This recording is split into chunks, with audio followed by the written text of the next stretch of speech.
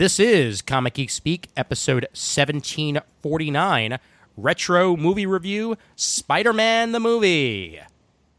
Fly! Up, up, and away, Web! Shazam! Go! Go!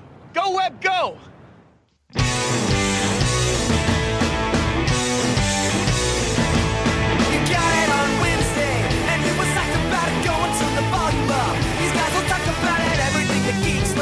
To laser beams, opinions like the seasons on everything you read in comics, movies, games, toys, artists, Comic Geek Speak, Comic Geek Speak, Comic Geek Speak, Comic Geek Speak, Comic Geek, uniting the world's mightiest heroes. This is... I'm Ian Levinstein. I'm Matt. I'm Adam Murdo. And I'm Chris Everly.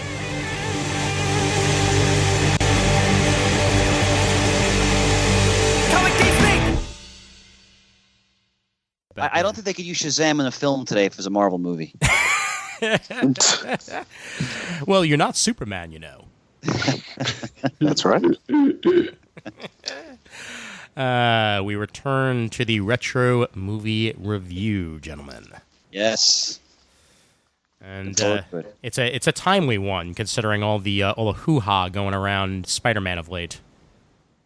Sure is. Yep. One of a couple of very good and timely topical suggestions of yours, Ian. So thank you for bringing us to where we are here. My pleasure, sir. My pleasure. And for the listeners' sake, if they want a full, in-depth, moment-by-moment commentary track of Spider-Man the movie, almost 13 years ago to the day, October 6th, 2006, Comic Geek Speak released a special episode for Spider-Man the Movie with the dearly departed Jamie D, Matt, who's on this episode and didn't even remember he was on that one because it's been 13 years, Shane, and I think Peter, if I remember correctly. I think Peter's on it, yeah. Yep. And It's a sad state when I am the elder statesman on an episode. Yes, you're the only incumbent here. And I didn't remember. Hey, it's been 13 years, man. Come 13 on. years ago, man. Take it easy. CGS was a much different beast in those days. Yep, sure was. But you can go ahead and listen to that if you want a moment-by-moment breakdown. We ain't doing that here. We're doing general impressions and how the movie has aged and matured over the years and our thoughts on it, like we do most movie reviews. So that's our bag this time around. Yep. We might as well start with Matt, since he was on the commentary episode. All right. Matt, thoughts and impressions on the very first iteration of movie Spider-Man? I saw this 10 times in the theater. At the time, this was the most I had ever seen a movie. Well, yeah, this is the most I've ever seen a movie in the theater. I mean, we can go on this a little bit, and if you listen to the top 5 of our first half of our lives thing, but Spider-Man's always kind of been important to me. And I remember by the time this movie came out, I was like at a completely different place from when I first saw Spider-Man and Amazing Friends, the cartoon.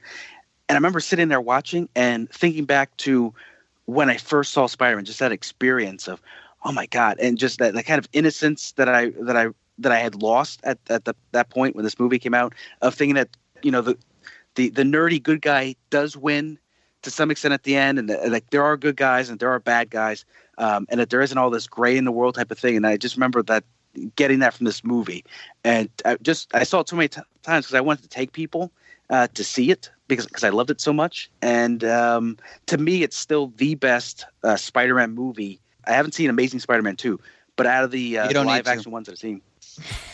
That's what I hear. This, to me, is still the best. Fair enough. Murd, your thoughts? Well, I revisited this one for the first time in a long time. I can say safely that I did not see this one 10 times in the theater, but I can remember seeing it. I might have seen it twice, but more I think about it, the more I think I just went to see it once with Matt, one of his 10 times, and that was kind of enough. But it was a big deal at the time. It was good for several thrills. Dragging it out of my video cabinet to watch late last night, I find it may be, I don't know, your mileage may vary. For me, it didn't age altogether well. It's not as though it doesn't hold up at all. There's certain moments that are still, very memorable for all the right reasons. Others that are very memorable for all the wrong reasons. A lot of the CGI effects, for a good example, are looking very herky-jerky now. 16 years later, or 17 years later, I mean. There's a few moments of genuine emotion that still kind of get me right here. I know what Matt means about that sense of wonder from having experienced Spider-Man as a child and seeing it again up there on the big screen. It's regardless of how well it holds up in terms of effects or anything else, or how well it compares to other takes on the character and other media that have come along since then. And I don't think I would actually call this one my favorite Spider-Man movie either. For my money, I think Into the Spider-Verse probably tops it. Yeah. For that matter, Spider-Man 2, its immediate sequel, tops it for me. But it's an interesting, if nothing else, it's an interesting time capsule insert for a couple of different reasons. It came along at an important evolutionary juncture for the superhero genre in other media, as it's leaving behind what might be called like the Burton Batman era. And it's taking a couple of important steps in the direction of the cinematic superhero movies that are so ubiquitous here in the second decade of the 21st century. Yeah, but we're going to have a lot of interesting points to make and a lot of good discussion to be had. That's my initial remark. Well, my remarks are somewhat similar to yours. I remember seeing it for the first time at the UA Sheepshead movie theater in Brooklyn with my then girlfriend and a bunch of friends, and sitting down and trying to get into it, but those around me weren't enjoying it, and I think that may have clouded my viewing of the proceedings. They weren't getting into it, and I was very hard for me to in that aspect. So I saw it a second time, and the second time I saw it, I enjoyed it a lot more. I could say I may have seen it one more time since I watched it tonight. And watching it tonight, I have feelings similar to Murd in a lot of aspects. This is, in a way, you could say this is part of the silver age of superhero movies. In the way that, it's aged well in some ways, but not in others.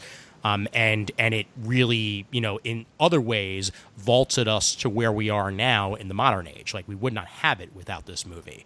And I see a lot of tropes of Silver Age Spider-Man in this movie as well, which in some ways are a positive, in some ways are a negative. I think that this is probably the most comic book accurate Aunt May that we've gotten in any of the movies.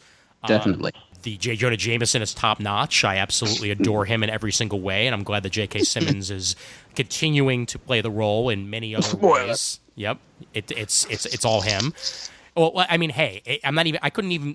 It's possible that I'm not even talking about the movies because he's played him in cartoons and in video games as well. So he's continued to play the role in many, many, many other ways, and I appreciate that. But Spider-Man himself and those directly around him never really worked for me. I think Tobey Maguire was not the right choice for Spider-Man. He's an all right Spider-Man, but his acting for Peter is so hammy at times. And while others may appreciate that, it just never really worked for me. I think that the James Franco, Harry Osborn, he's doing his best impression of his good friend Jay Baruchel throughout a lot of this movie, and trying to be like as meek as possible and uncomfortable, and it works at times, but other times it just comes off as almost like creepy, even around his friends, and you could say that that's what he was going for, and so be it. But that Power Rangers mask on Green Goblin, is so hard to get past, and it's so hard for an amazing actor to emote in that mask. Like the villainy comes through, in a lot of ways. But Willem Dafoe deserves better than that damn mask. He acts his heart off. He does, and he sort of does like a cross between the Joker and a Green Goblin, and makes it work. I love the bits with him and the mirror and what have you. But overall, that mask is a hindrance that's very hard to get past. And the movie's got some positives, but it definitely has some negatives for me, and I see them even more so, especially also in the dialogue at times, and some jokes that have not aged well in today's world, as I view this, in 2019. But I appreciate it for what it is, definitely. And Chris. All right. So, as you all know, and many listeners know, I'm a lifelong, passionate fan of Spider-Man and his world. So when this film came out, obviously I was salivating with anticipation. I knew Sam Raimi was a strong director. I was excited by the casting, especially Willem Dafoe. And I'm still excited by his casting as I watched the movie many times over the years. Other casting choices I'm no longer excited by in that film. But his was perfect. And admittedly, I didn't watch the movie today because I just didn't have time, but I've seen it so many times that I know it virtually by heart. And I agree with a lot of the points made in general. I don't agree with Ian, though, on Tobey Maguire as Peter Parker. I think he's actually a stronger Peter Parker. I thought he was a pretty poor Spider-Man. Fair. And I'll get into why I think that. I don't think it's totally his fault. It's also the writing. But overall, and just my initial comments, I still adore this movie. I like how you talked about the Silver Age there, Ian. Granted, you were talking about in terms of the evolution of superhero films. Mm-hmm. But what I've treasure the most about this film, and I think this aspect of it still holds up, is that it captures the Silver Age feel of Spider-Man. Oh yeah, the comic book character, because Sam Raimi was clearly a devotee of the Silver Age of Spider-Man. And when I saw the movie the first time, it struck me very quickly, like, okay, that's what he's trying to do here, and I appreciated it all the more, and I continue to appreciate it for that reason. There are elements of it that don't hold up well, as Murray pointed out. Some of that's just technology has evolved in terms of movie making. There are other elements that I think are as strong as ever, if not stronger than some of the stuff they've done recently, which we can also talk about. The one glaring thing I'll mention just briefly now, because it didn't strike me until recent years, and I actually like her as an actress. Kirsten Dunst is woefully miscast as Mary Jane Watson. Yeah. Oh yeah. Woeful. Like, she had no business being in that film. And I like her as an actress, but she was the wrong actress for that role. Yeah. And I didn't really. That didn't really strike me because I was, the first time I was like, oh, it's Spider-Man. And it's I was so in awe of it. And that was the case for, quite a few years. But in more recent years, as I watched, I look at it and I go, that is not Mary Jane. It is simply not Mary Jane Watson. Mm-hmm. That for me is one of the elements of the film that does not hold up. And the other, of course, is just, okay, it was 2002, but they could have had a better Green Goblin outfit. Like that. I mean, Defoe was tremendous. They almost did, Chris. What's that? They almost did. There's videos online of a prosthetic mask that they were toying with that would have had a moving mouth, that would have had like a much more comic accurate mask in general, that they decided not to go with. I guess possibly because they thought it would look too silly at the time. And you've mentioned you've mentioned that before, Ian. Yeah. And again, his Norman Osborn is terrifying. Oh yeah. He really understood the essence of that character and the madness of that character. And we'll get into that as we move along. But there was just, part of it, again, is just the time the movie was made. They had certain limitations. And I think part of it was just some things involving the script. But again, these are quibbles. I still love the film. And I'm really looking forward to discussing it. I would definitely say it's like what Superman the movie was for Superman movies. For me, all the Superman movies since, you compare to that movie. In the same token, Spider-Man that first movie has become like the defining Spider-Man movie that there's aspects of the original Superman movie that just don't hold up by today. Some of the language and the dialogue and stuff like that. I feel this movie that I would say that is accurate technology wise. Some of the things that just happen, you're just like, for that time, yeah. Nowadays, no. But I can fall back to it's a different type of feel movie than what we've gotten since Raimi is no longer directing a Spider-Man movie. Oh, I did want to ask before we get too far. Did anyone see the teaser before it was pulled from the theater? I did. Oh, yes. No, I did not. I remember being at the year before watching Tomb Raider and seeing it and thinking this is one of the most beautiful things I've ever seen. And then it was pulled, obviously because of the tragedy of 9/11. Right. But yeah. I thought, and then they said it was good because nothing in that teaser was even in the movie at all. Right. Yeah, they had made that basically just to tease. as opposed to having it be like a set piece for the movie itself. Yeah, I'm surprised they haven't continued with that in teasers to kind of giving you just something that's not really in the movie. Well, they have in some ways. Deadpool did that with that teaser that involved Stan Lee for I think for what was it, Deadpool 2? Yeah, in the alley. Yeah, in the alley, exactly. Yeah. So I guess it just completely depends on the movie whether or not they plan to do that or not. By the way, Chris, I just posted in the chat for our Skype what that Green Goblin mask almost looked like, the prototype that they were toying with. So if you want to just click on that link real quick, you'll see what I'm talking about. Oh yeah. Yeah, it was a much greener mask with orange eyes and a mouth that actually moved. But what's important here, and I prefer what they have here, is that what makes the Green Goblin, I've said this before, makes the Green Goblin a frightening villain is that you know that it's a man. Yeah. And that excuse my French, that he's batshit crazy. Okay. Yeah. And you need to see his teeth and his mouth moving. And you need to know that, wow, this is a human being. This is not just some actual like supernatural creature. Because that makes it all the more frightening that he's a person. And with it, go ahead, Matt. I was just going to say, didn't that work out in Amazing Spider-Man 2 with Harry? Oh, God, no. Okay. I'm just kidding. I saw that little – Kevin told me, you got to see this clip. Because we were laughing at it. Lord, no. We can talk about that later, but there's so many – oh, God. We could just stick to this movie. I just wanted to throw that out there because I know they tried doing something similar to what you're talking about. Yeah. Well, they also they almost went entirely maskless with that, and that was the problem more than anything else. Well, there were many problems with that movie. Also, the fact that that they turned Electro into a Superman 3 villain, which he was very Richard Pryor in that movie. And it still disappoints me very, very much that they decided to go that route with him. But that's a whole other story. You mean you weren't taken in by him being electrified by eels? I sure as heck wasn't.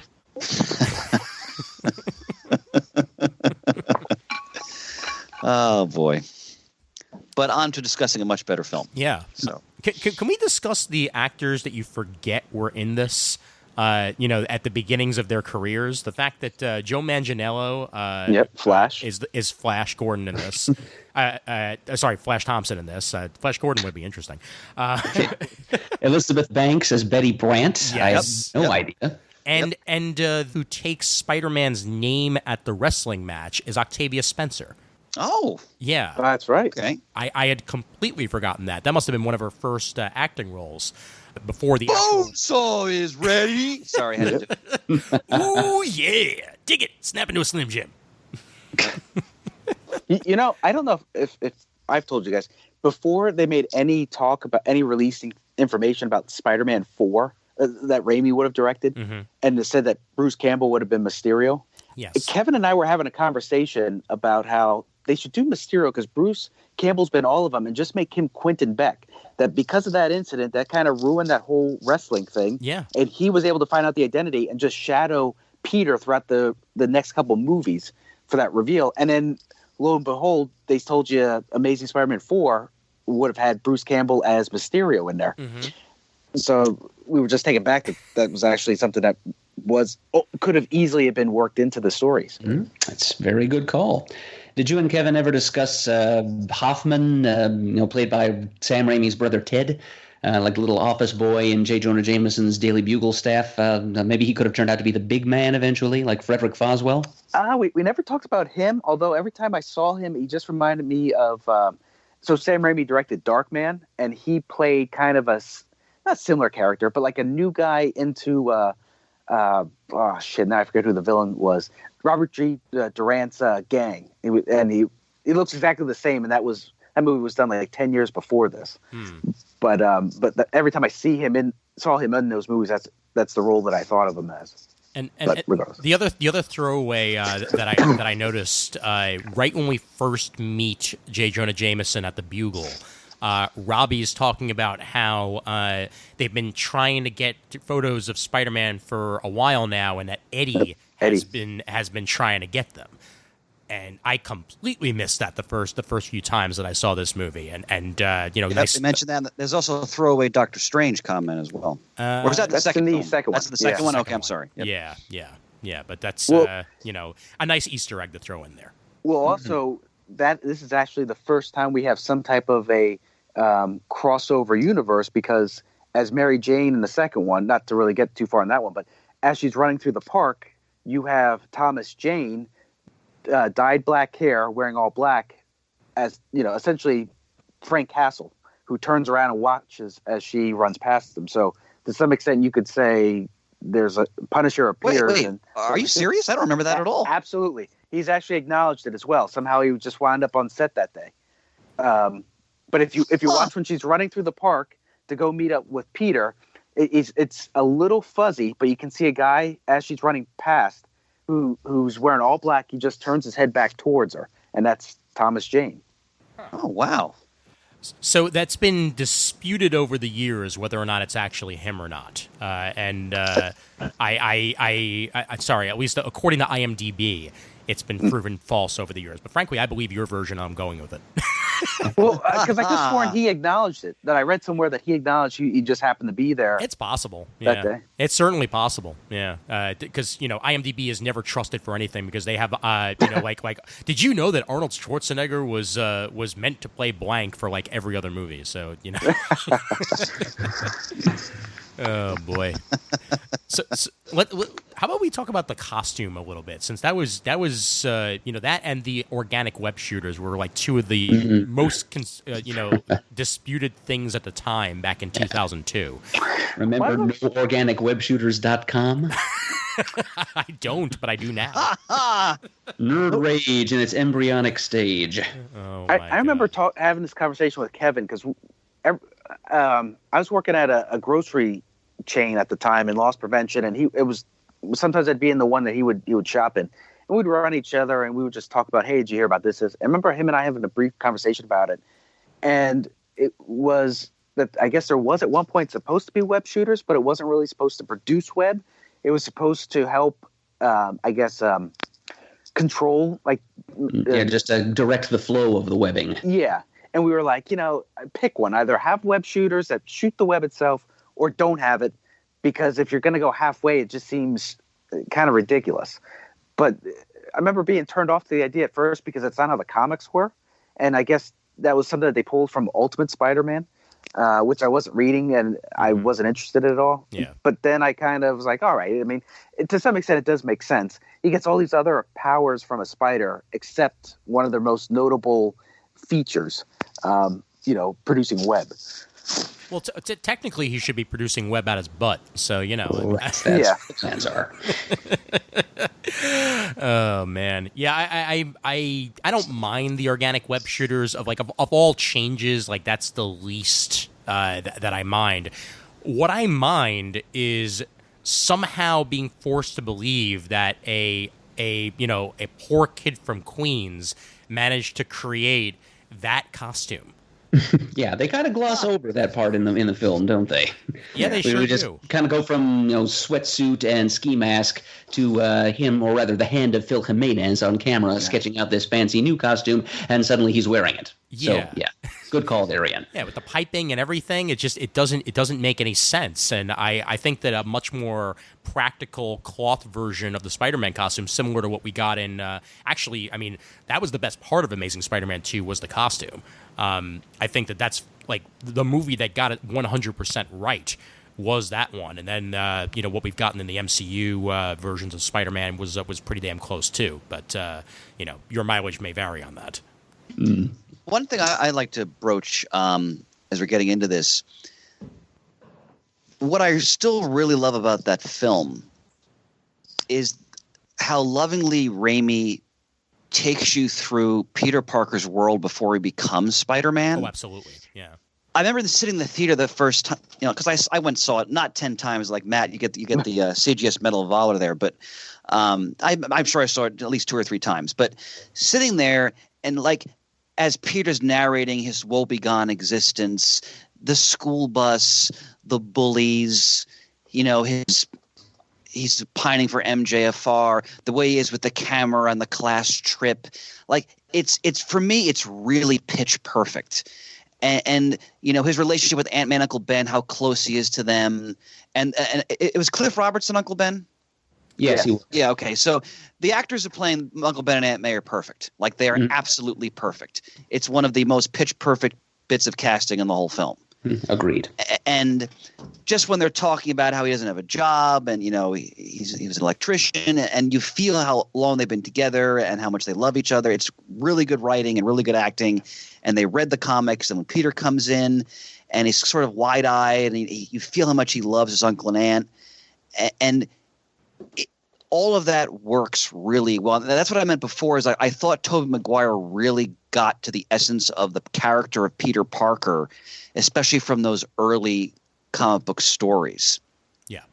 And I really, when I've ever watched the film since, those are the parts of the movie I really savor. Him being Peter and, being kind of schlubby yet brilliant at the same time, and trying to, navigate his way prior to when he has his powers. And of course, even when he does have his powers, like when he's in the cafeteria and the Webbing's dragging the tray, and that's Spider-Man. Like, and the scene that still gives me chills to this day, when he first is discovering his powers and he puts his hand to the wall and the music goes like dunt, and you see his fingers adhere to the wall. And then he begins to scale the wall. It's really well done. Yeah. And you see in his face the sheer awe and excitement he's feeling, because as he starts to discover what he's capable of. It's pitch perfect Spider-Man origin sequence right there. I'll tell you what, I agree with you. And that's one of the issues that I have with the MCU version is that it felt like there was a lot of weight to the Parker scenes. One of my issues with Ned is in this movie, even though his best friend was Harry, it seemed like he would still keep things from Harry. Ned, it seems like he'll tell everything to in the MCU. So in the Raimi movie, it seems like Peter really is by himself and Aunt May, who there is some things that he'll confide in her, but he holds some stuff back because he wants to protect her. In the MCU, it's like, well, he doesn't have any of that anymore. Ned knows, Aunt May knows, MJ knows right away. Well, not right away, but in there. So to me, it's like, this doesn't feel like the old the Parker luck, where you only have enough money, but it's either use it for rent or buy the medication that Aunt May needs. Mm-hmm. So somebody's got to be sacrificed. I don't get that feeling from the MCU, but I kind of got from here. Like you said, you felt they built up the first half of the movie of who Peter is before he even becomes Spider-Man. Like the day of his graduation, where he's just kind of not brooding, but sitting by himself and reflecting. And his aunt comes in and she says, puts her hands on his shoulder, and he's like, I missed him so much. And he's like, well, he was here today. And then that kind of leads into, him pulling out the stuff and going off to be Spider-Man. You mentioned about climbing up the walls. One of my all-time favorite scenes that I can watch over and over and over is he has the argument with Ben. Mm-hmm. And even though it hasn't happened yet, I just remember feeling that lump in my throat, because it's like, oh my God, these are going to be the last words he says to Ben before he dies. Oh, yeah. And then when he does see him and Ben dies, and you just him racing through the alley to go after the thug, and he climbs up, he's chasing all around it. But it's that moment where he just shoots out a webbing, and that look on his face like, what am I doing? And he just takes that leap into the abyss. Yep. And he's headed towards the building, and all of a sudden, as an instinct, his other hand flicks out, and he just starts web slinging for the first time. No, it's magnificent. It is so brilliant. That whole portion, I felt like had so much more weight than. And again, I like Tom Holland as Spider-Man, and I understand they can only do so much with what he's given, and to some extent, I feel like his stuff is sacrificed for the grander MCU kind of plan. Mm-hmm. But I don't feel that at any point really in the MCU movies. And I don't want this to be a comparison where we're saying which is better and stuff like that. But I just remember feeling so much weight. And that's why I love this movie so much, is because you got those character moments that I kind of feel are lacked. And that's something that I'll 100% say about this movie, is that it did the origins so well that, frankly, I don't want to see it on screen for another 20 years. Yeah. Like I I think that is 100% what this movie does right. It's the first 45 minutes of the movie where you get to know Peter. You know, you see Ben, you see Ben die, you see him run after the robber, whose name in real life, by the way, is Michael Papajohn. I just wanted to point that out, and I hope he likes pizza a lot. Then then becomes Spider-Man after that, and it's the only movie that got the wrestling right. So frankly, that's what this movie does pitch perfect. It's like Ditko come to life, and I fully appreciate that. But I'm also glad that the other movies haven't really gone there. Like Amazing Spider-Man did its own thing, and yes and no's on positives and negatives there, and what have you. And then I'm kind of glad the MCU didn't bother with it because, frankly, I think that it would have been mismanaged. Done that way. I think just make him Spider-Man already. We know what happened. The spider probably would have been mutated by one of the Infinity Stones or something lame like that. Yeah, but I have to say, I still think it's a big misstep not to have a mention of Uncle Ben. I mean, they hint at, they don't actually give his name. Yes.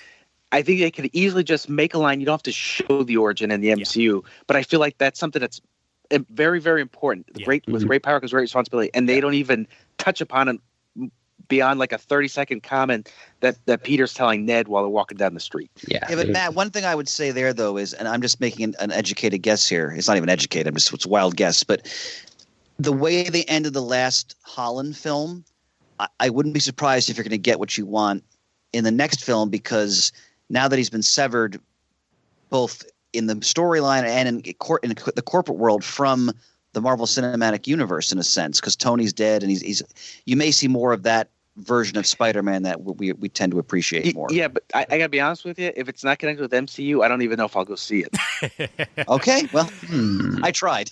I know. I'm just saying, at this point, the only ones I'm really seeing are the ones that are connected with the MCU, and some of them not overly. Like, I had no intention of seeing Guardians of the Galaxy, but I was like, well, there's some Infinity Stone stuff in there, so and Meg heard some good things, so she went to see it. Yeah. But I really had no interest in seeing that. But it's just like Captain Marvel. I was like, well, it's right before Endgame, so there's got to be something that leads you into that. That was one of the big hooks that I had in there, more so than going to see a Captain Marvel movie. So it's like, if it's completely broken off, I don't even know if I'll see it. Maybe eventually when it's on home release, but it's not something I'm jumping out there to. I'll rush out there. And part of it, I think, is because of everything that's been built up to that point, that's been wrapped into the MCU. At what point is it kind of a soft reboot without being a reboot, right? But picking up the pieces. Yeah. But does anyone else miss in these Spider-Man movies? And I think it was in the second one as well, when he's swinging through the city, web slinging, where he'll like run along a building, as he's holding on to the web line. I like that. Yeah. Well, not only that was cool. That was great, and Raimi emphasized the joy he experienced. He would be hooting and hollering and whooping as he was swinging, and I was like, see, like Raimi is clearly such a fan, and he's so because one of you mentioned before about the notion of character. Why is Spider-Man such an indelible comic book icon? It's not even just that he's Spider-Man. It's Peter Parker, and it's the character moments between him and this various supporting cast, the villains, and so forth. It's those human moments. And when he had him just feeling exhilarated about swinging, I was like, oh, he so has it. Like, he got to the essence of Peter Parker as Spider-Man. And I agree with you, Matt. Those scenes are wonderful. This was a Spider-Man who lived in the daylight.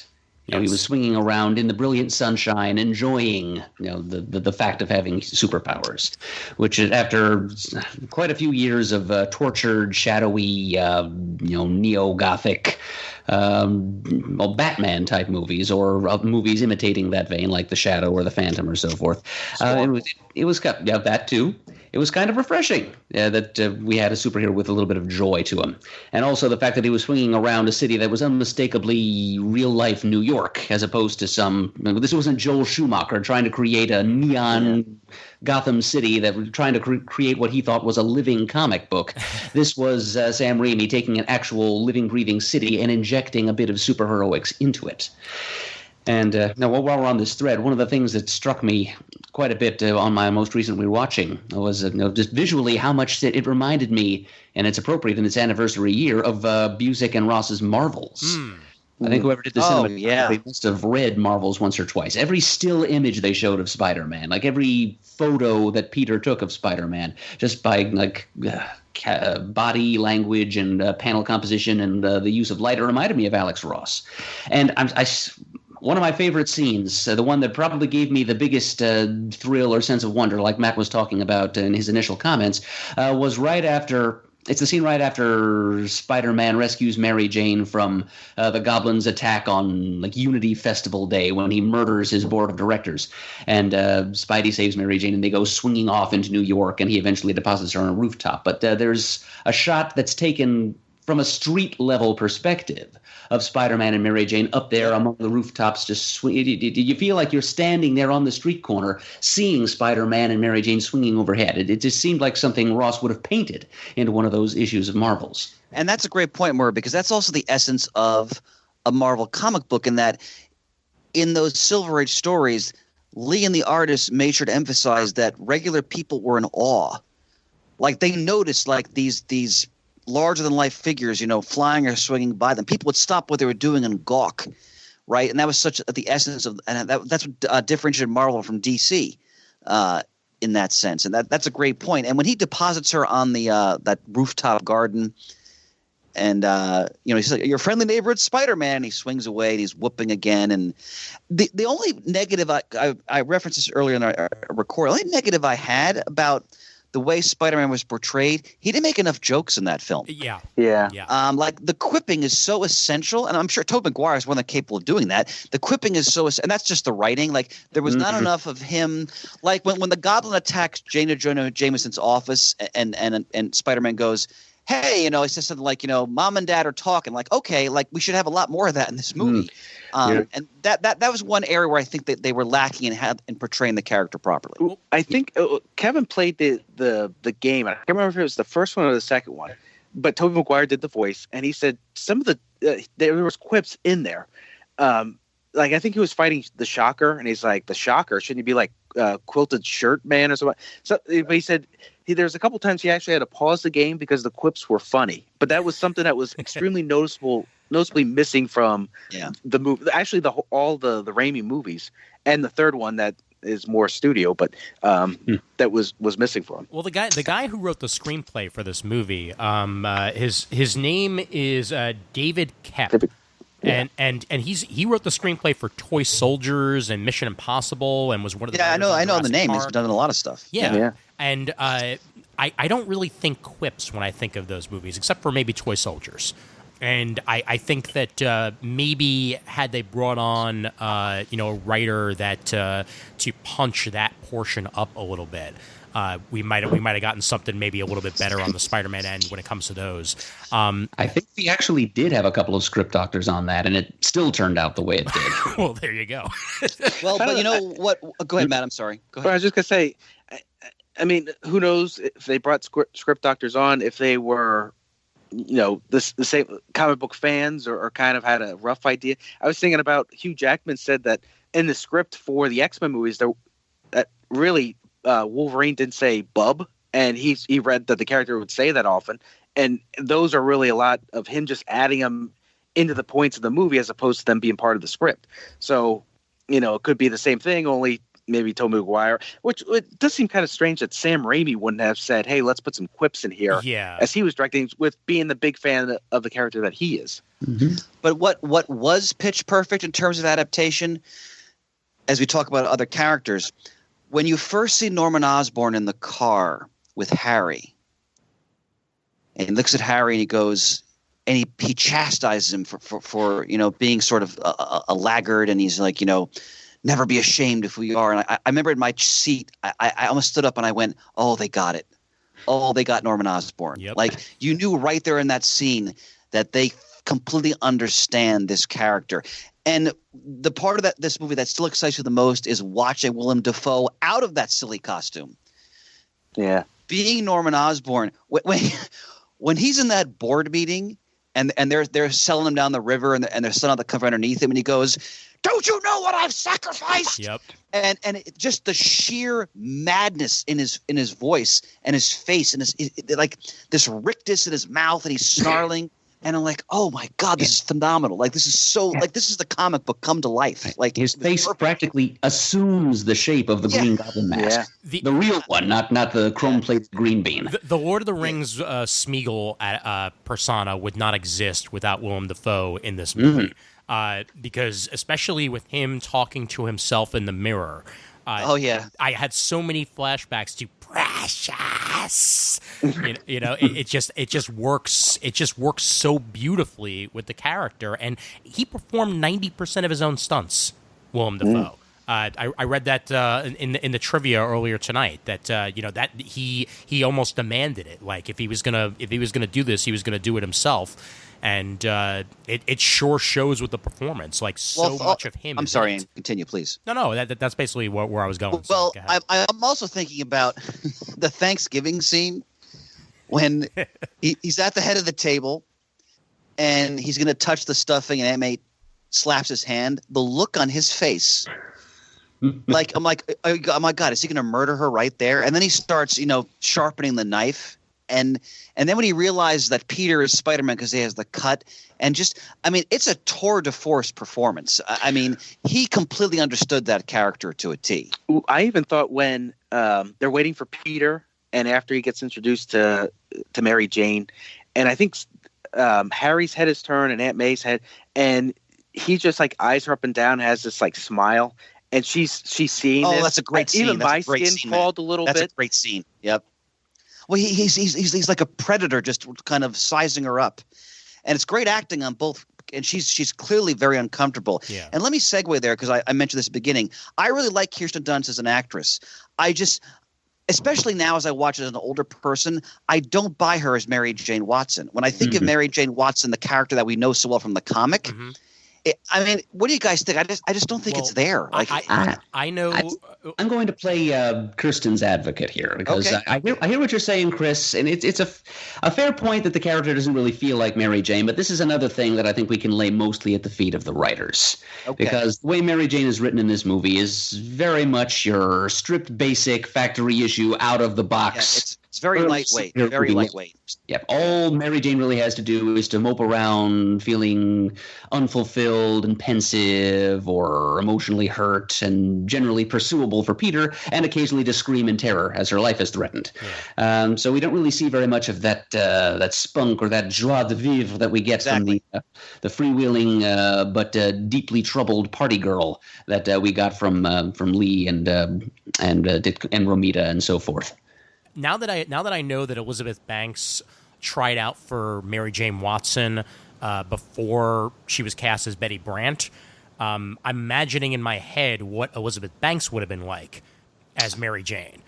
Very much like a Romita illustration. Yes, what I'm absolutely. So wow, yeah. I didn't know that, Ian. Great. Thank you for giving me that image, Ian. Yeah. My pleasure, because I think that would have worked great. However, Kirsten Dunst, if you want to see her acting at her best, she's in a new Showtime show. I've heard it's fantastic, which is amazing. How to Become a God in Central Florida, and if she had been given the chance to act in this movie, because I agree with you, Merge, she was basically just the damsel in distress, woe is me a lot. I think she would have done a tour de force, and I think we'd have a very different opinion on her. And they really didn't improve it in 2 and 3 either. They didn't. Yeah. And let me reemphasize, I really like her as an actress, and yes. I think Murd's point is well taken. Definitely. And I'm going to agree with it, is that they didn't – yes, they established that, her beauty and that she's popular and – and they put her in high school, which is fine. That's different than the comic, but that's not a big deal. But, the essence of that character, as we know, that makes the character so interesting and so appealing, it's really muted in that film. And when I think about the support, like when you think about why Spider-Man is such a great icon, a lot of it is because of his supporting cast and how strongly delineated those characters are. And the film does a mixed job. Osborn is amazing. Yeah. J. Jonah Jameson walks right out of the book. Yep. Basically, I mean, it's phenomenal. Robbie Robertson is a throwaway. They do nothing with him. Yeah. And Aunt-Man and Uncle Ben are also perfect. And Mary Jane is also kind of like, eh. And then and Harry, first of all, he's too good looking, number one. I mean, and I love James Franco's a great actor. I love James Franco. But I never really I don't when I look at the movie now again, I don't really believe him as Harry Osborn. I love James Franco. It's again, very hard to the give writing. white guys cornrows, so they couldn't really do that. But it just go ahead, Mert. I'm sorry, please. Well, yeah. Again, he wasn't really written as the good time Charlie. On the one hand, always cracking a joke and trying to be the life of the party, but on the other hand, just totally domineered by his father, living in his shadow. Part of that comes through in Franco's performance. I really do feel the tension of his simultaneous resentment and resentment of and reverence for. That's the best part of the towering father. I agree. But beyond that, he doesn't come across as the same character as we know from the comics. I agree with that, Mert. No, I thought they did an interesting job of making Harry essentially could have anything he wanted because of the money, but it seemed like Peter had what he didn't have, and Peter had a lot less. Than Harry, but Harry still longed for, and that was kind of what led to him dating Mary Jane and stuff like that. But I thought James Franco did an excellent job where there were times where I felt like he was just like this broken person because of the stress that his dad put on him.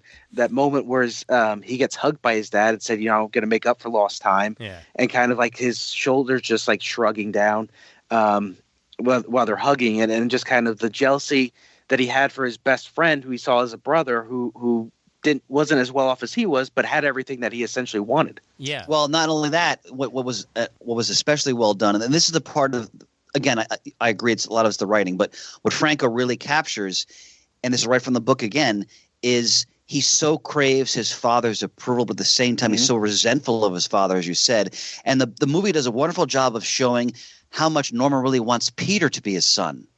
Like when he meets Peter, Peter talks about his paper, and Norman looks at him and goes, "And you understood it?" Because then right then they're like, okay, Peter is like the son that Norman really wanted. And they really carry that through very nicely throughout the movie. I'd say that Harry's biggest problem is that he doesn't understand how girls work in any way. Like I know he's a broken man in some ways, but like, okay, and I'll go buy you something. That'll make you feel better, right? Right, baby? What? Come back. Hello? Like, well, he was only 18. I mean, I know. We've all been there. Yeah. Yeah, but in all honesty, and I've seen this before, and to some extent my mom was like this growing up. If you don't know how to, sometimes you want to essentially buy affection where, hey, I feel bad for you. I remember my mom yelling at my young sister and I for something. I forget what happened. And feeling bad. And to kind of make up for it, we were at the whatever store, and she bought us each something to kind of make up for it. So when I saw that, it didn't seem too off because it's like, well, he doesn't, to some extent, he doesn't really get emotion from his father. Right. So his father probably buys him stuff to compensate for that. And that's from the comic too. Exactly. Right. That's what, so I always look at the same thing with Bruce Wayne is he's this great detective. He does everything. But when it comes to kind of like the Bat family, he doesn't really know how to connect with them because after his parents died, he's never really made connections to kind of learn how to communicate better and show that he's affectionate for somebody other than just kind of, well, I'm doing stuff. You just need to assume you should know what this represents. Right. And that's how I looked at that Harry is in that moment. Is that's how he's trying to come across as being affectionate, but it's by buying stuff to make someone. What did we think of, shifting here a bit, what did we think of the battle scenes between Spider-Man and the Green Goblin? The final one was extremely visceral. It was very intense and brutal even. I appreciated the fact that much of the Hollywood, the usual sound and fury, there was stripped away. There was no background music playing. The sound effects were maybe a little bit louder than usual, but That is one part that was one of the two scenes that kind of got an emotional rise out of me while it was going on. The other one being when Peter walked in and embraced Aunt May after the death of Uncle Ben and his avenging him on the burglar. But yeah, that final scene at least really worked for me. I mean, that is one thing that stands up. I think the kind of over-choreographed, over-orchestrated final fights of today's superhero movies could maybe take a lesson from what Raimi and company did in that scene. Absolutely. Well, Murray, what I think is you made a great point there, because that final battle, you're right on the money, Murray, because it shows the hatred of the Goblin. Yeah. When he's like basically he's beating Peter to death before Peter's able to rally at the end, and like they show him just like wailing into him, and like that's again Raimi gets it. Like there is such Murray is the perfect word. There's such a visceral, passionate hatred that the Goblin has, even though he at the same time he wants to kind of makes Peter his heir in a sense, and the way that they're just pummeling each other. That's right from the essence of the book. And what I also loved, and this was beautifully done, and this is where you don't need the fancy special effects so much. When Spider-Man goes into the burning building, I was just thinking that. Yep. And the Goblin throws his bat razors at him. And they have Spider-Man use his spider sense, woefully missing in the new films. Mm-hmm. And you watch Peter, now standing up because I have to do this for myself, you watch him maneuvering and avoiding all of the bat razors. Like he leaps up, then he ducks. I looked at it, I almost cried with joy because I'm like, this is the frickin' comic come to life. I mean, It's a beautifully choreographed moment. It's fantastic. Also, a little bit, The Matrix comes to life. Yes, and fair point, all the same. And there's definitely influence for there. But it's funny, Chris. I thought you were going to be talking about another burning building moment with the Green Goblin, which was one of my favorite moments in the movie and always has been, when Spider-Man goes in to get the old woman from the burning building, and it turns out to be the Green Goblin. Not only is that one of the best executed scenes of the movie, but it's also one of the few jump scares in the movie. Yes, it is. And it worked really well for me, and it still kind of does. Yep, there's a number of spots in this movie where you can kind of see Raimi's background as a horror movie director shining brightly through. Definitely. And to be negative for a moment when it comes to the way the Goblin is portrayed, because Dafoe was so phenomenal. When he attacks Aunt May, and he's screaming at her. If he'd had a better costume, that would have been such a terrifying scene. I know. But he's got that stupid, goofy mask on, and you don't like he's yelling at her, "Finish it!" And if we could have seen his face, I mean, you would have pissed your pants, man. I mean, ugh. Did you notice? And I agree, that final fight between the two of them was outstanding. Did you notice that through his mask, at least you can actually see his eyes and his mouth? You can see his mouth moving through like the mouth screen. Yeah. And you're right. I think that brings something that if they would have had a better mask would have really elevated things. Maybe giving him some clothes too, because he looks like he's just kind of a big metal naked guy with a green banana for a head. What my other thing, I mean, since we're talking about Spider-Man and Green Goblin fights, the one that didn't work for me was the parade in Times Square. And I can understand what Raimi was doing here, because that is so obviously his send up to Donner's Superman. I was going to say like the Burton Keaton Batman. Maybe it's just the fact that there were giant balloon floats present. That's a possibility, yeah. But especially with the the saving the damsel and like swinging her through and whatnot, I immediately thought of Superman with Lois Lane in those movies, trying to save her as a damsel in distress, because that's all women are supposed to be for is damsels in distress, to be saved by their superheroes, or at least that's right. That the way that they sometimes are portrayed. But the action did not work anywhere near as well in that scene, the way that it was executed, even though the lighting is still great. They utilize the golden hour beautifully throughout the movie. They were definitely filming this in either as the sun was setting or the sun was rising, because that's the only time you can actually film in New York and not have people be around. But overall, could have been done a bit better. The set pieces were obvious set pieces, especially with that balcony collapsing. Didn't really look very realistic. And the CGI is poor at best at times there. But still we have that end scene, and that's all that matters. Go ahead, Matt. I'm sorry. Well, I was just gonna say, I remember Kevin and I were talking about that. It was basically Richard Donner with Superman there, but where he where shit's hitting the fan, and Peter starts running and rips open the shirt, and you could see he had this suit on underneath. Oh yeah. And I remember Kevin and I were talking about how cool that was, and it's very reminiscent of Spider-Man, but we were like, how stupid is that? Because all somebody would have to do is just get a quick glance, chance that they're preyed, they might have a camera, or even if they're not looking, maybe in the background of a photo, they see his face, they have his shirt ripped open, and go, wait a minute, that's Spider-Man. So it was great to cut. I thought it was kind of funny that we were talking about how cool it was, but at the same time, how stupid it would be, because you're almost potentially could be giving your identity away.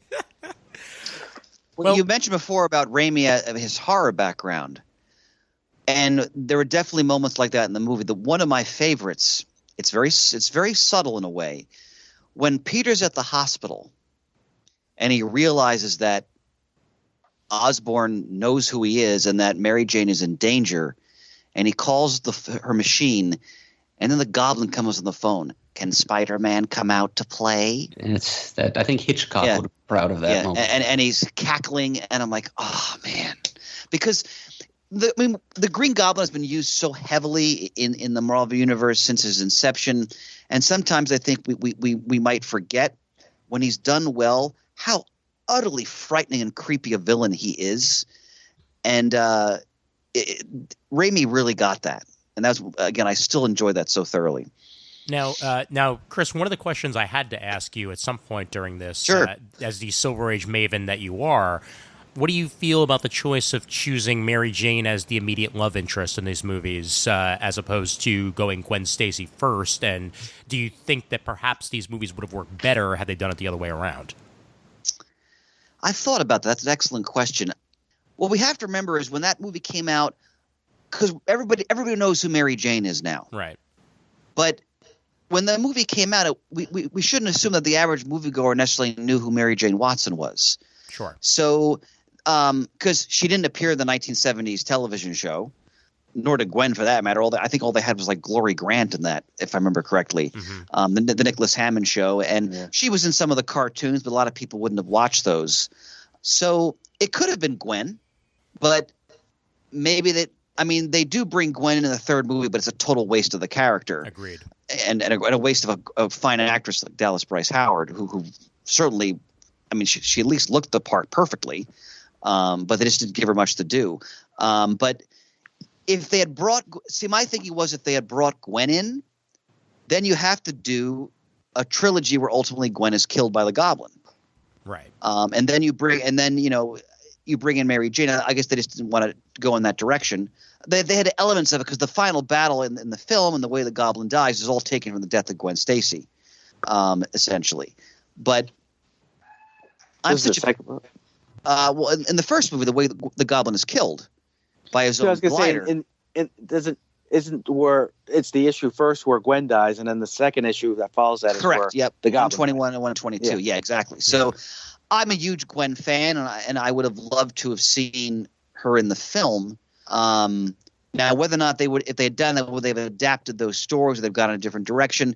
It's who knows. Yeah. But it didn't bother me that they used Mary Jane first, and they put her in high school and all that. I was still thoroughly enjoyed the film, but again, especially now as an older person watching it so many times, and Murd's 100% correct in my opinion. The writing just lets that character down. Yeah, quite a bit. What would have been interesting, looking in hindsight, as always, if they would have made Gwen, the lead role, and you just have like some minimally known actress as Mary Jane, and then at the end they actually kill Gwen, and just how much would that have been taking you back? Like, oh my God. I mean, they're building this whole thing up as that we're going to be seeing potentially multiple movies with Gwen and Peter, and Gwen dies at the end of the first movie. Yeah. Well, let's do a contrast, if I may. So, does anybody mind if I spoil Amazing Spider-Man 2? No, by all means. I don't think it's spoiled for anybody. Okay, so Proceed, sir. So thank you, brother. So, the magnificent Emma Stone, who is an actress I love, Yep. she plays Gwen. She's great. And I actually liked The Amazing Spider-Man, the first one. Overall, I enjoyed it. Yeah. Not as much as this film, but I enjoyed it. But then in the second film, they basically try to rush through the entire Goblin saga in one movie. And they kind of introduce the Goblin like halfway through the film, and then Gwen dies, and the movie's over. Except for some throwaway fight with the Rhino and Paul Giamatti probably making the easiest paycheck of his career. And I love Paul Giamatti, so that was a throwaway of a great actor there too. But in the first Amazing Spider-Man film, you can see Emma Stone really developing the character of Gwen and her rapport with Peter. And they totally squander that in the second movie because they kill her off when really it should have been a trilogy. Right. And if they're going to kill her in the third film. Agreed. Develop the friendship with Harry, which is very quick in the second movie. And everything would have had more weight behind it. And that's where when they use – because they make Gwen the main character in those Garfield films. And they squander it terribly. And mind you, I loved Emma Stone's portrayal of Gwen, but it just goes off the rails. They were originally going to introduce Mary Jane in that second Amazing Spider-Man movie as well, and they wound up cutting out all those scenes. They had cast an actress and everything. I didn't know that. Okay. Yeah, it's that Shyla Whaling or something like that, I think. Charlene or whatever. She's in the Divergent series. Shailene Woodley. Shailene Woodley. She's an outstanding actress. Yep. So, Ian, were those scenes filmed? Those scenes were filmed, and they're sitting in a can somewhere. Oh. Yep. Yeah. And then I think she got pissed and said that if they did a third one, she wouldn't be in it. So there's something with that as well. Yeah, But something along those lines, especially since the internet reacted saying she wasn't sexy enough to play Mary Jane. Oh, I think she's very sexy. But anyway, what I want to say about that, if I do a little contrast, because when I think about the three actors who've played Spider-Man in movies, I think they've all reached different aspects of the character. Well, I thought Maguire, I loved his Peter Parker. His Spider-Man was okay, but again, I think more of that was the writing, with the lack of the quips. I loved Garfield's Spider-Man. I thought his Spider-Man was sensational. Yes. His Peter Parker was like, what the hell is this? I mean, that was just like emo Peter Parker. I never really understood where they're going with that. And then Holland, I think, really captures both aspects well, but we're just seeing Spider-Man, as Matt's pointed out, in a very different context in the MCU. So it's not like the Sam Raimi Spider-Man or like the Silver Age Spider-Man at all, really. Right. Much more Ultimate Spider-Man. Exactly. Well put. Well put. So that's just my little take on just the three actors involved. Yeah. You know, one of the things that I always think about with this movie is when after the Green Goblin gets Spider-Man on the rooftop and he's frozen, he's giving this speech about, you know what people like to do? They like a hero and then they like to tear him down. Yep. I always think about that because I think how many times is it we build up, say, like a sports star to be like this great person, and as soon as you get a chance to start undermining that person and start chopping them down, you do it. Celebrities are the same thing, and I think that's the main thing is we prop people up, and then when they get to a certain point, we're like, well, now we got to tear them down because now they're Mr. Big Shot or they're Ms. Big Shot, even though they never put themselves on the pedestal, everyone else did, and then people just start tearing them down. And that's the essence of Spider-Man because he's like, and I hope they go into this now in the new film since Jameson has now revealed his identity in the last Holland film. Spider-Man's on the run. Spider-Man's misunderstood. He's the menace. He's being hunted by the police. Like that. That's so part and parcel of some of the great stories in the character's history. And I want to see more of that because Spider-Man is one of the great anti-hero superheroes. And, we've seen bits and pieces of that in these films, but I'm still waiting for really the overall package when it comes to that. Yeah. Well, I know I don't want to say crap, but I know I criticize, I think, the MCU Spider-Man a lot more. I will have to say one thing I do like about what they do with the solo movies is I think aside from that, the supporting cast, I I'm not a fan of this version of Flash. I like the old kind of dumb but jock persona. You can do whatever you want with who's cast as a character, but I miss that aspect. When I think Flash, I think of the athletic guy who's kind of a bully. Yeah. I do too. Who loves Spider-Man? Right. So In this last movie, I thought you got a little bit more with the supporting cast, whereas in the first one, as it went on, it basically just became Harry and Mary Jane, and anyone else they went to school with. What the hell? Yeah, I didn't like that either. I didn't like that either. I would have loved for Joe Manganiello to come back and have more to do with these movies, especially in 2 and 3, and see that friendship grow between him and Peter as Flash grows as a person. But unfortunately, we didn't get that. The other thing that you made a good point, Matt, is that in the new version, there's some interesting elements with the supporting cast. What's the name of the actress who plays MJ, as they call her now? Zendaya. I think she's fantastic, and I like their dynamic. I like the awkwardness of it. I mean, Ned is just fun comic relief. I loved his little Paul Betty Brant thing that they had going on there. But I'm really glad they brought Jameson back into it because he's so important to the whole Spider-Man mythos. That was always for me a glaring omission that he wasn't there.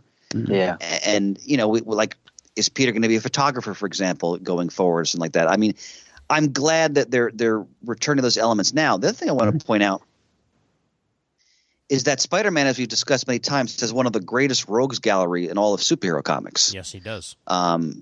Except maybe for Batman. I mean, Spider-Man's rogues gallery is tremendous, and a lot of them are great Ditko concepts. In the Raimi films, again, I really think he understood until the studio meddled in the third one. Yeah. That rogues gallery, the Goblin minus the costume is spot on. Dr. Octopus is amazing, no pun intended, in the second film. Yeah. And I love the way they portrayed the Sandman in the third movie. That guy's a great actor. What's his name? Thomas Hayden Church. Thomas. He was fantastic. And in the new films, I loved Michael Keaton's Vulture. Mm. Yes. He's so menacing. Yep. And I hope they continue that tradition because the villains are they're there, like they're a fertile, rich field to work in. I mean, Gyllenhaal's you just Mysterio, got to take him from the page and let him go because Mysterio. Mysterio. Oh, Mysterio was fantastic too. Okay. Sorry, You got up to my the apologies. Sure, and then you didn't go any further. My apologies. I think those are the best part of these two movies. Yeah. So let's see more of those villains. Come on, Now, great stuff. Do you want to? Well, I guess it's another conversation. No. Ask me. Go ahead. Well, I was just gonna say, do you want to see a Sinister Six, or do you think it's better just to kind of keep a villain or two? Well, they seem to be implying that in the teaser scene at the end of the first Spider-Man movie with Holland. When he meets the Scorpion in prison. I think that if Sony gets their way, they will get Sinister Six. I'm not sure if that's going to be a good idea or not, but I think we might be heading there. I almost think what they should. You see, if they in the third one, I would not want to have a Sinister Six, or a fifth one.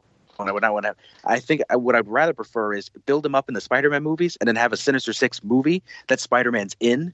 Because I don't want to and then kind of have that movie more like a villain movie where you're kind of like a reversal. So almost like a Suicide Squad type of thing where the movies focus on the villains, that the hero comes in, but they were kind of built up a little bit in the hero movie, so that you don't have to spend as much time dwelling on the main the Peter Parker story with the villains involved. So that's what I would do if I had any say, which I don't, but.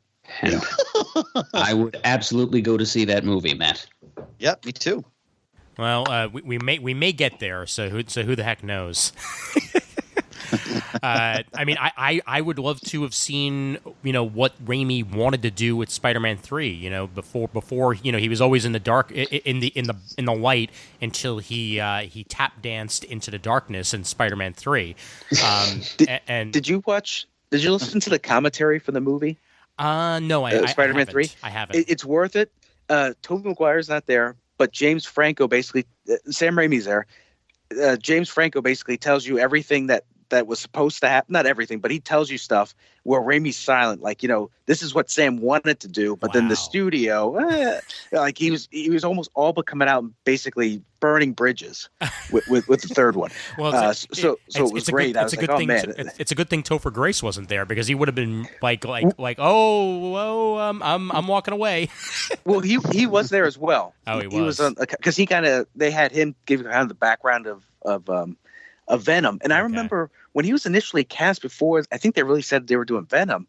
I remember, unfortunately, I'm going to have to, keep name dropping. Kevin and I had a conversation about how they should make him the chameleon, because he's kind of got a Tobey Maguire thing going that you could almost play that aspect up. And then when we found out it was Venom, it was like, oh man, not Venom. Even though they originally want him in the first movie. Yeah. I think the studio, and they were able to fight that off. But. Yeah. Well, Ben Kingsley was signed to be the Vulture. Yes, he was. Yep. Wow. Yeah, he was going to be the Vulture in the fourth one. And Topher Grace was one of the ones they originally wanted to play Spider-Man as well. There was talks. I think what was it? I think either Frankie Muniz or Topher Grace were also in the casting suggestions before they. Topher Grace could have worked pretty well, I think. Frankie Muniz, I'm not so sure. Yeah, that would have been a kids' movie, and I don't think that would have been right for the time. Definitely not.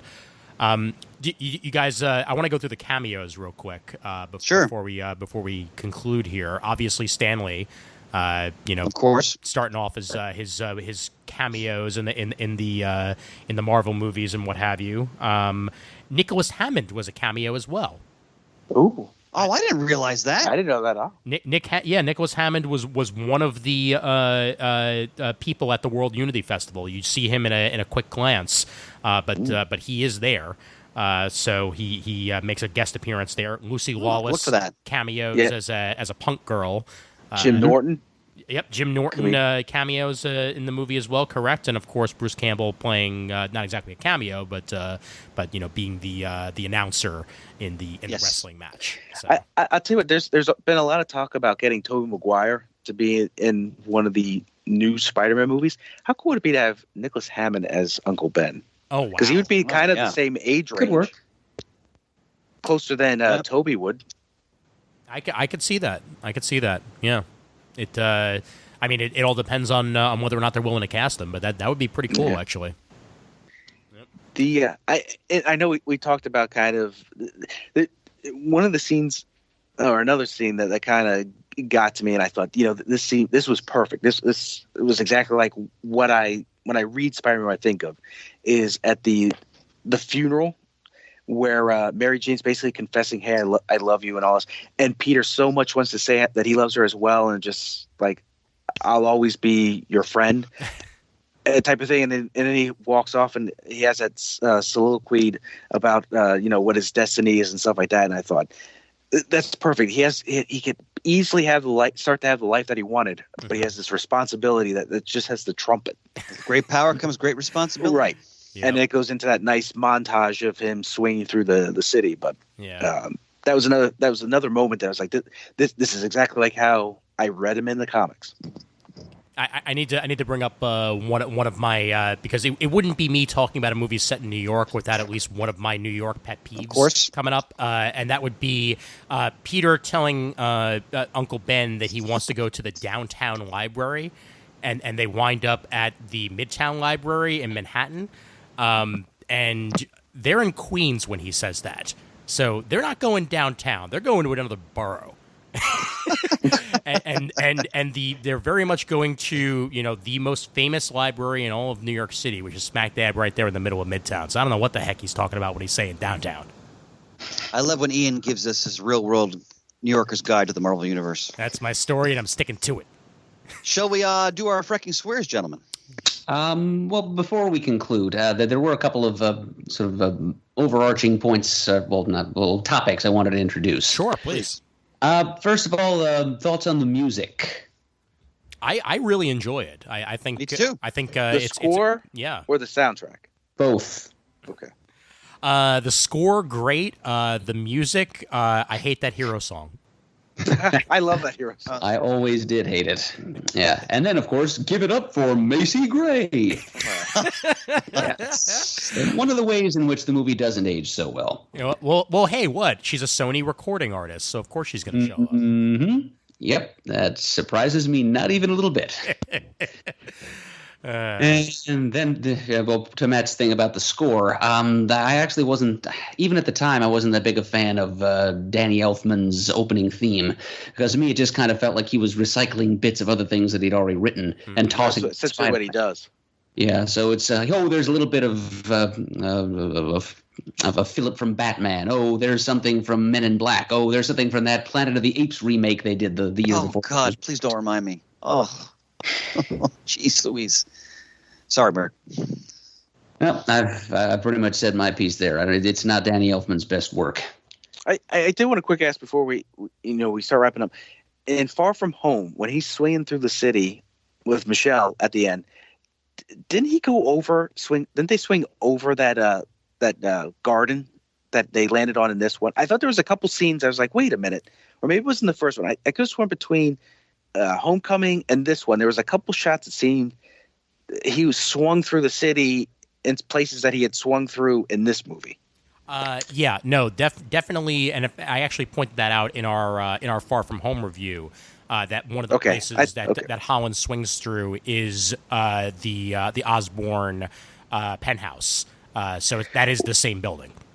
Well, I remember you saying about that one. I thought it was something that there was a different setting that was similar as well. It's possible that they also swung by that garden, because that does exist in in real world. So okay, no trampoline to jump off of though in the real world. Because that was one of the things that always stuck out to me from the first time I saw it. Is not that he's obviously jumping off of a trampoline, and she has to walk around it to get to the edge to look at him as he's swinging off. Oh boy. Murray, what other concepts you want to bring up? Thank you, Chris. The other thing was, in my opening remarks, I mentioned that this was an interesting little time capsule find for a couple of reasons. One of which being, it being a point in the developmental history of superhero movies. It was kind of developing in tone past what had dominated in the 90s and moving towards what we have now. It's also significant as a very early example of a post 9/11 popular film. And this ties into that early trailer that Matt mentioned quite some time ago. And for those of you listening who aren't aware, the reason that trailer was pulled was because it heavily featured Spider-Man spinning a web between the two towers of the World Trade Center. And then the September 11th attacks occurred, and that trailer was very quickly pulled. But you can kind of they were tapping pretty heavily into the post 9/11, the early post 9/11 zeitgeist at a couple of spots near the end of the movie. I'm thinking of that scene where Spider-Man and Green Goblin are fighting around that bridge. Which bridge was it, Ian? You know what? I believe that's the 59th Street Bridge, if memory serves, because it has the tram going to Roosevelt Island. So let me look that up to double check, but I believe I'm right on that. Whatever you tell us, Ian, we will gladly believe. But anyway, it's the part where the Green Goblin suddenly is struck on the head with a foreign object, and he looks up and he sees that there's a whole mob of New Yorkers united in purpose and solidarity and homeland. One of us, you mess with all of us. Right. You mess with Spidey, you mess with New York.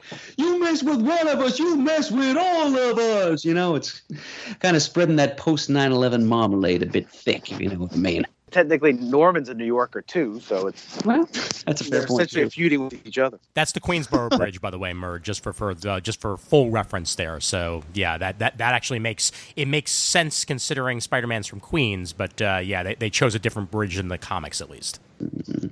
Well, thank you, Ian.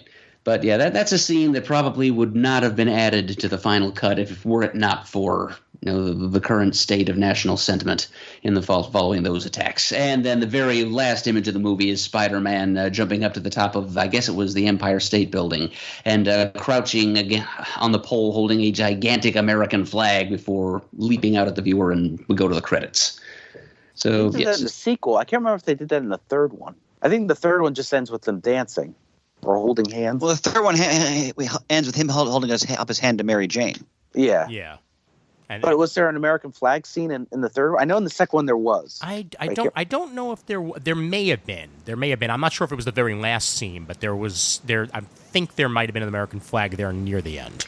After the first half of the third one, I try to block out the remaining half of that movie. Hey! If you do that, then you block out. How is the pie, sir? So good. Yeah, that's what I said. An exact halfway point. I marked it off. The exact halfway point, it starts to suck.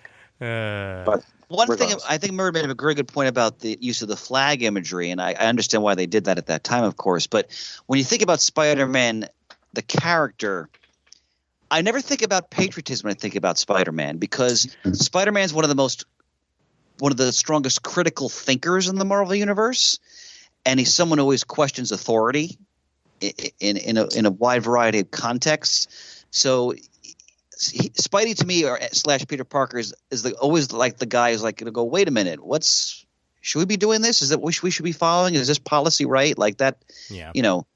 I remember Lee would have him question the Vietnam War in his head in certain little scenes in the Silver Age and things like that. So didn't they have him in the 9/11 tribute issue? Oh, he was the driving character in that tribute. Yeah, was that the only comic they put out to correlate with that? No, the Spider-Man one. There was also a Captain America comic that very heavily touched on that. That was the beginning of his new series at that time with Cassidy on art. Yep, John Beeper wrote it, I believe. Yep. Is that the one that the issue ends with him unmasking himself and saying, "I did this. I'm Steve, Steve Rogers." I believe so. Yeah. Okay. Yep. Alrighty, Murd, anything else you wanted to add? No, sir. Thank you for indulging me those last couple of points. Oh, my pleasure as always. Well, let's get our freckin' swears out there. Chris? It's held up very well for me. 4.5 out of 5. Okay. I'm going to give it 3.5 freckin' swears out of 5. I think that I respect this movie for what it is. And I think that with better dialogue and some better special effects, it would hold up much more for me. But there's still tons to love in this movie. And I'm very glad that it existed because, as I've said before, and I'll continue to say, without these movies laying the groundwork, we would have never gotten the movies that we have right now. Oh, absolutely. So 100% appreciated for that. Matt? I'm not going to bullshit anyone. Nostalgia purposes, it's a 5. 5 frickin' swears and thwips out of 5. Yep, because of nostalgia. So nice. For the character. And Murd? Somehow I knew in the end we would end up having exactly the same ratings here, Ian, but it's a solid 3.5 for me as well. I mean, it did some good things for the advancement of superhero cinema, but the screenplay is a definite liability. It left room for improvement, and I do think Spider-Man 2 went the extra mile. Yeah, that extra 0.5 for me actually comes from that subway busker singing his Spider-Man theme. I think that well, was... isn't that Scott? That's somebody too.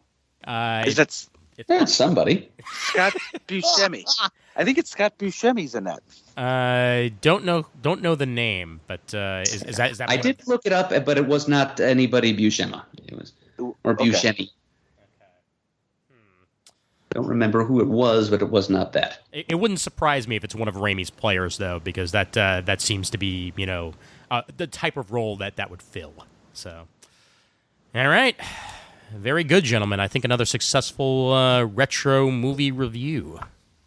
Amen. Yep. And here's hoping that the next Spider-Man movie doesn't suck. Okay. On that we can all agree. Yes, indeed. And stay tuned for our next retro movie review, which has already been selected. It will feature 100% more Shane Kelly. Yes, it will. Once we have him on board, we will make that happen, and it will also be somewhat relevant to the goings-on of today's world. So, Murd, you ready to roll us out? No. I keep forgetting that I have to be Shane when Shane is not here. That's why I asked. All right. Go ahead and roll them. Okay. If you'd like to send us an email, the address is comicgeekspeak@gmail.com. If you'd like to leave a voicemail, you can call 267-702-6642. You can like us on Facebook. You can follow us on Twitter. Our handle is @comicgeekspeak. You can visit our forums at thecomicforums.vanillacommunity.com to respond to this episode and our thoughts on that groundbreaking first Spider-Man movie directed by Sam Raimi, or also to engage in conversations with us and your fellow listeners on other topics relating to the show and otherwise. We'd like to thank any of you out there who may have donated monetarily to the show recently or in the further past. We really appreciate it, and the show would not be what it is today without your assistance. And as always, we are uniting the world's mightiest heroes, one listener at a time.